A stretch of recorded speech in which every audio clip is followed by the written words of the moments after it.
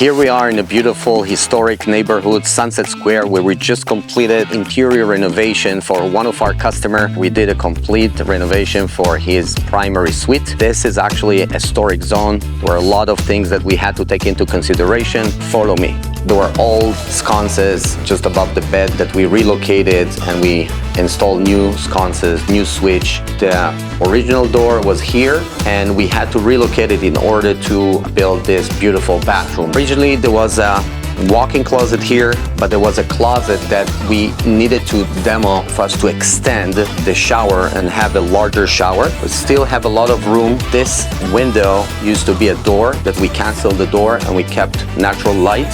And also this used to have a window right here, which we canceled in order to allow much more shelving area.